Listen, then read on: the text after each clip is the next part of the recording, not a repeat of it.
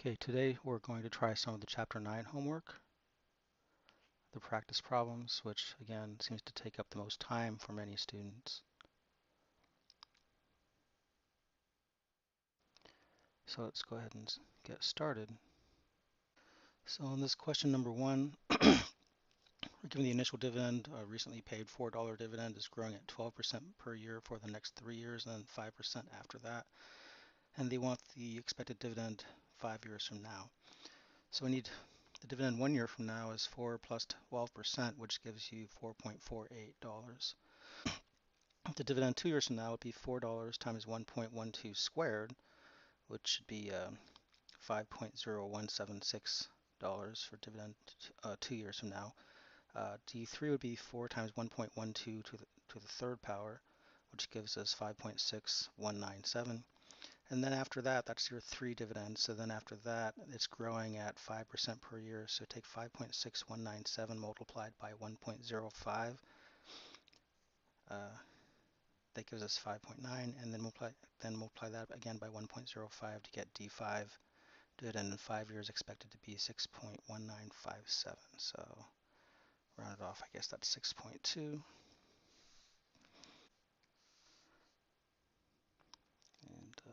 let's go ahead and check that.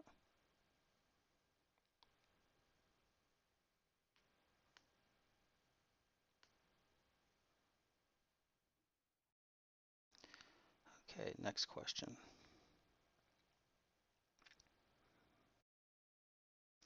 Okay, here we're looking at a stock that's constantly growing at a rate of 4% in dividends.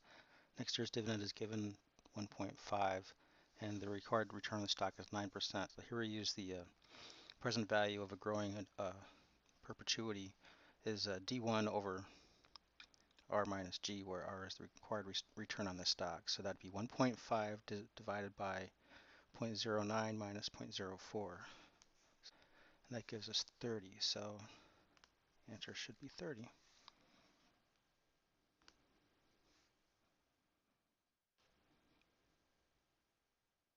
Okay, here we're going to be solving for the stock price 1 year from now and also the required rate of return on the stock. We have a stock selling for $17, just paid a dividend of 1.5, growing at a constant rate of 5%. The stock's price 1 year from now would just be the current stock price times the growth rate. It just turns out that way. So that would be 1.05 times 17 gives us 17.85. 17.85. And then what's the required return on the stock? Well, the equation you want to use there is the return on the stock, R, is equal to D1 over the price of the current market price of the stock plus the growth rate. So D1 over P naught plus G is how I have it written. So that would be 1.5 plus 4% because we have a recently paid dividend. We need next year's. So 1.5 times 1.05 gives us 1.575.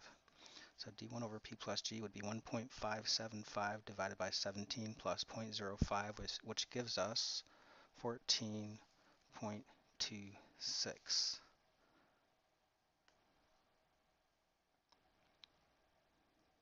Okay. Next. Okay, here we have another non-constant growth stock, 15% for 2 years, and then the dividend is growing at 3% after that. How far away is the horizon date? Well, that's the day when dividends start growing at a constant rate. So we have the strange dividends for 2 years, and then after that, the constant rate of 3%. So that looks like terminal horizon date is the date when the growth rate becomes constant, which occurs at the end of year 2, and that's number 3. So we pick 3. What is a firm's horizon?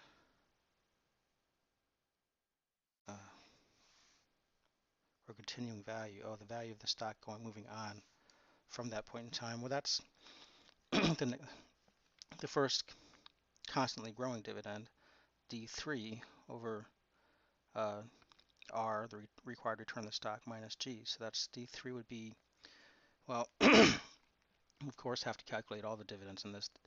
D1 would be the recently paid 2.5 times 1 plus 15%. So 2.5 times 1.15 is 2.875. D2 would be, again, 2.5, D1 times 1.15 again, so that gives us 3.306. And then D3 would be that 3.306 times 1.03, 1 plus the 3% constant growth rate. And that gives us a D3 of,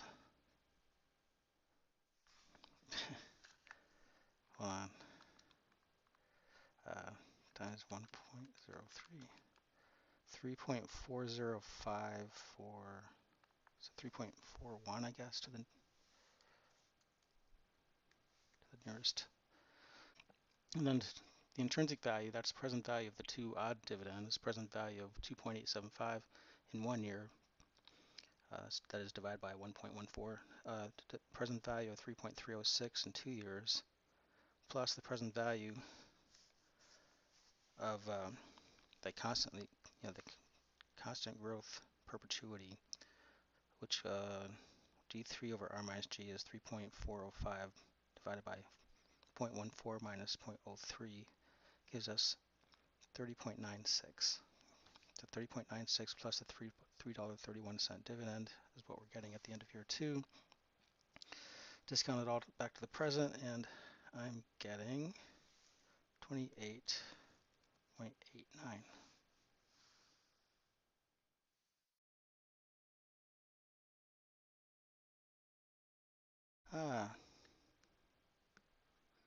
That's their firm's horizon value.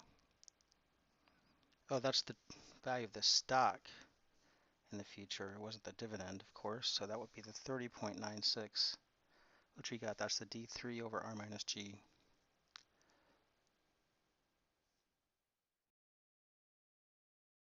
Okay. Okay, here we have a company with free cash flows of 175 million next year, it says. And it's growing at a constant 3% per year, so it's a growing perpetuity. Has no debt or preferred stock, so it's all equity financed, and the cost of capital is 10%, so the return on equity is 10%. Required rate of return is discount rate. 35 million shares, what's the stock's value per share? I'm going to ignore tax effects, but okay. So for this, we'll use the constant growth formula, the D1 over R minus G that we used before, but here we're using free cash flow as if it were all one big dividend. Okay, so 175 million next year, that's our D1, divided by return on the cost of capital, 10% minus G, 3%, R minus G. So 10 minus 3% is 7%. So we have 175 million divided by 0.07 is the total value, which is the total value of the free cash flow generated forever. So that's going to be $2.5 billion. We divide that by 35 million shares, and we get $71.43 per share. So let's try that. 71.43 again, ignoring taxes. Okay.